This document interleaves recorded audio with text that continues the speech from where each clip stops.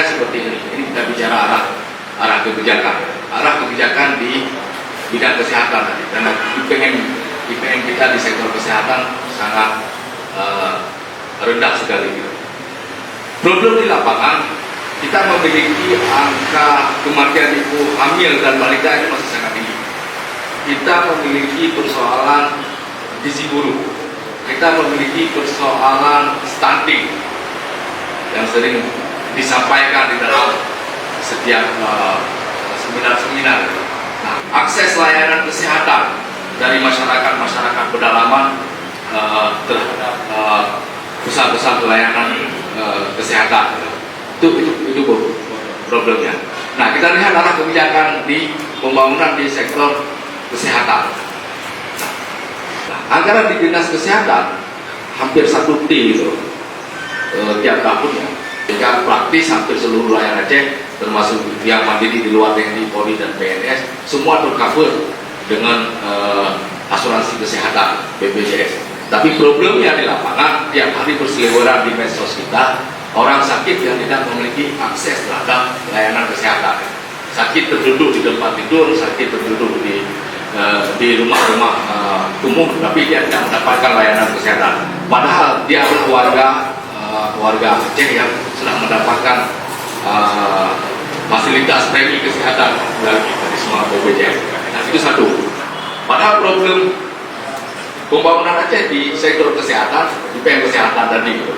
Angka kematian ibu anak yang masih tinggi, stunting, gizi buruk segala macam. Tapi intervensi negara, intervensi pemerintah dalam konteks kebijakan anggarannya, mainnya di hilir, hulunya nggak pernah disentuh. Semua direhab, padahal problemnya ada di hulu, termasuk penyakit kuno yang masih ada di masyarakat kita.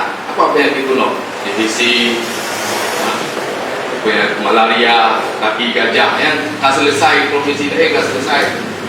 15-20 tahun yang kau lihat ibaratnya Moderna. Nah, dan anggaran kesehatan juga sesuai dengan mandat konstitusi 15%. Habis semua.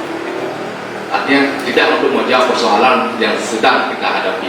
Sektor pendidikan juga demikian. Praktis anggaran yang 20% itu juga mainnya di ujung. Biasanya semua proyek dan fisik. Nah, problem kita di IPM kesehatan juga kompetensi guru. Kurikulum sesuai dengan tantangan zaman hari ini. Mutu pendidikan yang menjadi problem. Tapi kita tracking berapa anggaran di situ. Nah, bongkar kelas, bongkar sekolah, buat kelas baru. Bongkar pagar, buat pagar. Nah, DPR dalam kapasitas sebagai penyelenggara pemerintah Aceh, kita ingin menjadi lembaga yang dapat memberikan kontribusi dan pengkritisan terhadap jalannya pembangunan Aceh sesuai dengan mandat konstitusional yang diberikan kepada kita sebagai salah satu unsur penyelenggara pemerintah Aceh. Jadi artinya kesalahan tata kelola dalam konteks pembangunan juga menjadi keniscayaan juga. DPR juga bertanggung jawab terhadap betul tidaknya penyelenggaraan pemerintahan Aceh hari ini.